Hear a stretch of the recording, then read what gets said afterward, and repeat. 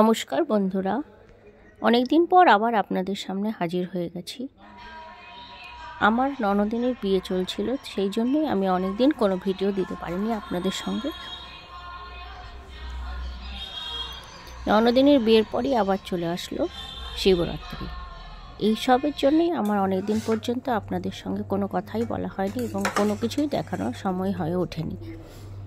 শিবরাত্রির ব্রতকথার পরের দিনে আমি বাবা মহাদেবের জন্য একটু ভোগের আয়োজন করেছি, সেটাই আপনাদের সঙ্গে শেয়ার করলাম।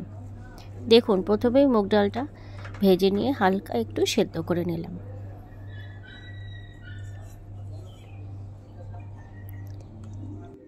ডালটা সেদ্ধ হয়ে গেলে আমি সামান্য কিছু সবজি একটু কেটে নেব ভেজে নেবার জন্য। আমার গাছ থেকে 3টে বেগুন ছিল, 3টে তুলে নিয়ে আসলাম এবং এই বেগুন 3টেকে সুন্দর করে কেটে নেব।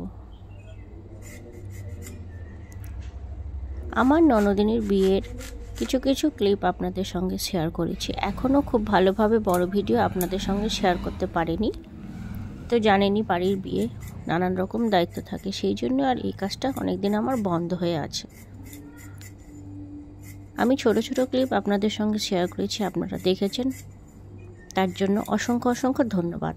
এইভাবেই আমার পাশে থাকবেন আর আমার ভিডিওকে সাবস্ক্রাইব করবেন আর শেয়ার করবেন, আর কমেন্টে অবশ্যই আমাকে জানাবেন।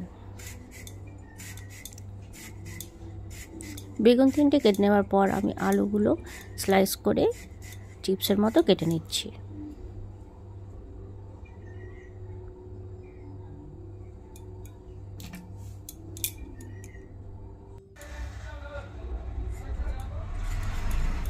আলুগুলো কেটে নেবার পর তারপর আদা ছাড়িয়ে নিচ্ছি, যা যা আমার প্রয়োজনীয় জিনিস খিচুড়ি করবার জন্য সেই সমস্ত কিছু আমি কেটে নেব।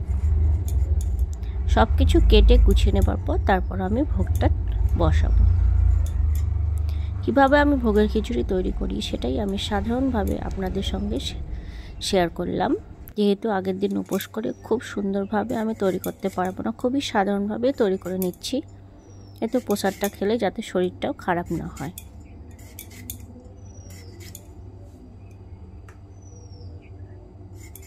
আপনারা সকলেই তো জানেন এবারে 2 দিনে পড়েছিল বলে উপোসটা একটুই করা গেছে এবং ভালোই একটু কষ্টপ্রবণ ছিল।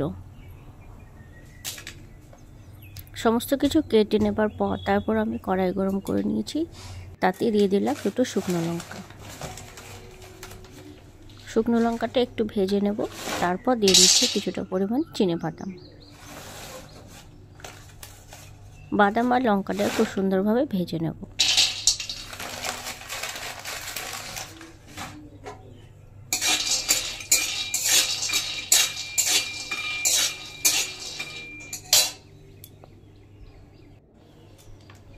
বাদামটা ভেজে নেওয়ার পর আমি সমস্ত একটা পাত্রে তুলে নিয়েছি, তারপর দিয়ে দিচ্ছি পরিমাণ মতো সাদা তেল। যা যা ভাজবার জন্য কেটেছিলাম সেইগুলো ভেজে নেওয়ার জন্য প্রথমে দিয়ে দিচ্ছি বেগুন।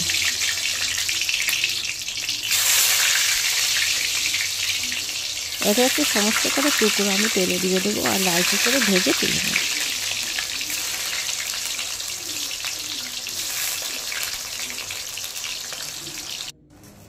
শীতের পর এই প্রথম 3টে বেগুন হয়েছিল আমার আগের বছরের পুরনো গাছে। 3টে আমি বাবা মহাদেবের জন্য ভেজে নিলাম।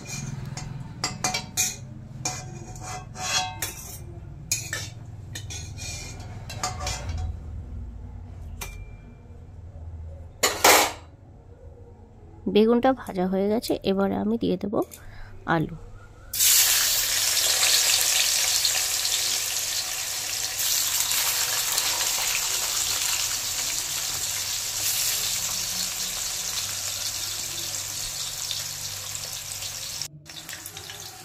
দেখুন বন্ধুরা, আলুগুলো আমার লালচে করে ভাজা হয়ে গেছে, এবারেও আমি সেটাকেও একটা পাত্রে তুলে নিচ্ছি।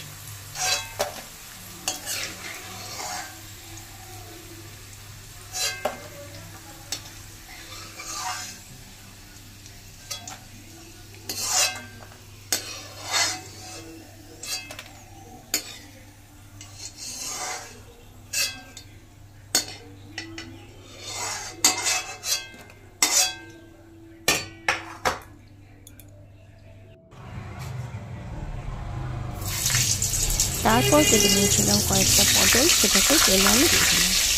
সমস্ত কিছু ভাজাগুলোকে ভাজা করে নেবার আগে নুন, হলুদ আর সামান্য চিনি দিয়ে খানিকক্ষণ মাখিয়ে রেখেছিলাম। তারপর একে একে সব কিছু ভেজে নিচ্ছি। সব কটা পটলের টুকরোই আমি তেলে দিয়ে দিলাম।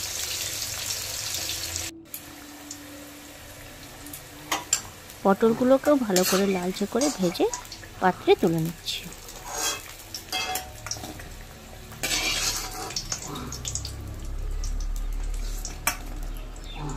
আজকে আমার কাছে তরকারি বা কোনো সবজি করবার মতো সেরকম কোনো সবজি ছিল না, শুধু ভাজা দিয়েই আমি মহাদেবকে ভোগ নিবেদন করব।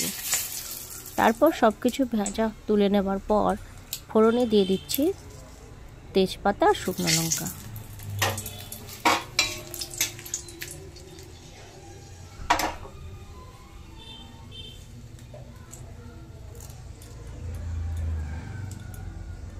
তারপর দিয়ে দিচ্ছি কয়েকটা গোটা গরম মশলা। এখানে আছে দারচিনি, এলাচ আর লবঙ্গ। 2-3টে করে টুকরো এখানে দেওয়া আছে।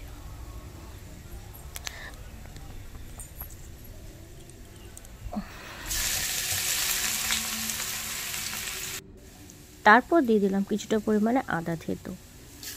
সমস্ত কিছু ভেজে নেওয়ার পর দিয়ে দিচ্ছি ফোড়নে 5 ফোড়ন।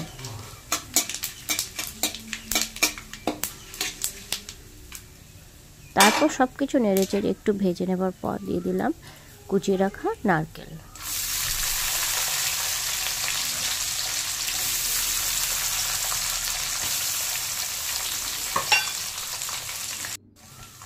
নারকেল কুচি দেওয়ার পর দিয়ে দিচ্ছি 4-5টা কাঁচা লঙ্কা চেরা।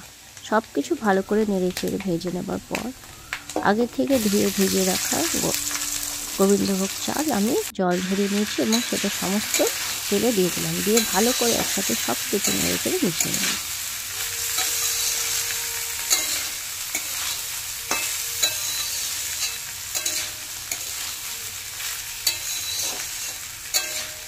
আমি আজকে খুব সাধারণভাবে খিচুড়ি ভোগটা করে দেখাবো। সাধারণত উপোসের পর এরকমভাবে খিচুড়ি ভোগ তৈরি করে ফেলে কোনো রকম সমস্যা হবে না।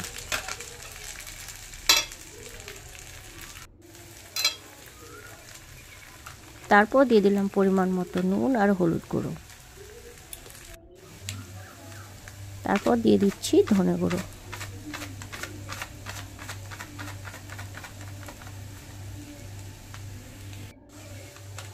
আর দিয়ে দিচ্ছি জিরে গুঁড়ো।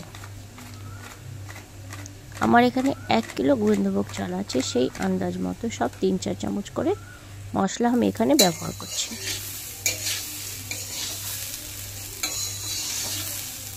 তারপর সমস্ত কিছু একবার চালের সাথে ভালো করে নেড়েচেড়ে মিশিয়ে নিচ্ছি। চালটা ততক্ষণ পর্যন্ত ভেজে নিতে হবে যতক্ষণ না পর্যন্ত চালটা একদম হালকা হয়ে যায়।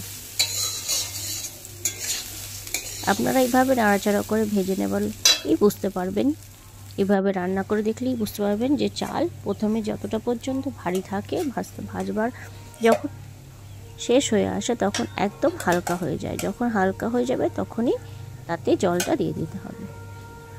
খানিকক্ষণ চালটা ভেজে নেবার পর দিয়ে দিলাম আগে থেকে সেদ্ধ করে রাখা মুগ ডাল।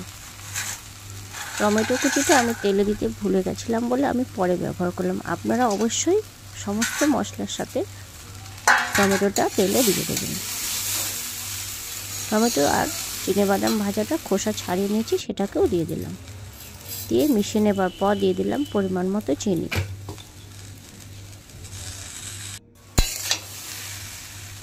এইভাবে সব কিছু নাড়াচাড়া করে ভেজে নিতে নিতে দেখুন এখন একেবারে আপনারা দেখে অবশ্যই বুঝতে পারছেন চালটা একদমই একটা এবং হালকা হয়ে গেছে।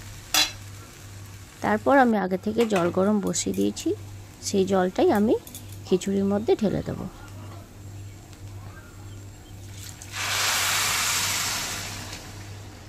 সবসময় গোবিন্দভোগ চাল খিচুড়ি তৈরি করতে একদম ফোটানো গরম জলই চালের মধ্যে দেওয়া উচিত, তাহলে খুব সহজেই ফুটে উঠবে আর চালটা গলে যাবারও ভয় থাকবে না। জলটা ফুটে ওঠা শুরু করলে আমি যে শুকনো লঙ্কা দুটো ভেজে রেখেছিলাম সেটা হাতের সাহায্যেই একটু ভেঙে তাতে দিয়ে দিলাম। তারপর এইভাবে ফুটে যখন চালটা সেদ্ধ হয়ে আসবে তখন দিয়ে দিচ্ছি ঘরে তৈরি করে রাখা ভাজা মশলা। এই ভাজা মশলাতে আমার আছে ধনে, জিরে, শুকনো লঙ্কা আর গোটা গরম মশলা। সমস্ত কিছু একসাথে শুকনো খোলায় ভেজে নিয়ে আমি মিক্সিতে গুঁড়ো করে রেখেছি। আমি এই মশলাটা সমস্ত নিরামিষ রান্নাতেই ব্যবহার করে থাকি। মশলা দিয়ে দেওয়ার পর দিয়ে দিচ্ছি 3-4 চামচ পরিমাণে ঘি। দিয়ে দেওয়ার পর সব কিছু নেড়ে একবার ভালো করে মিশিয়ে নিচ্ছি। মিশিয়ে নিয়ে গ্যাসটা বন্ধ করে দেবো। তৈরি হয়ে গেল আমার মহাদেবের উদ্দেশ্যে তৈরি করা ভোগ।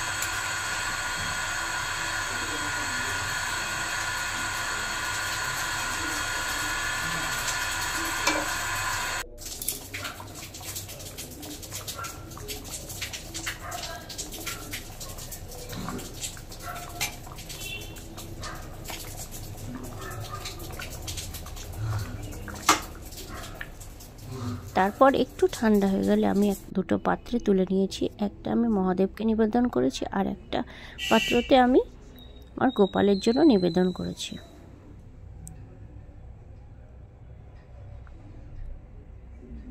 আর সাথে দেখুন আমি ভাজাগুলো একটা পাত্রে সব কিছু সুন্দর করে সাজিয়ে দিয়ে দিয়েছি।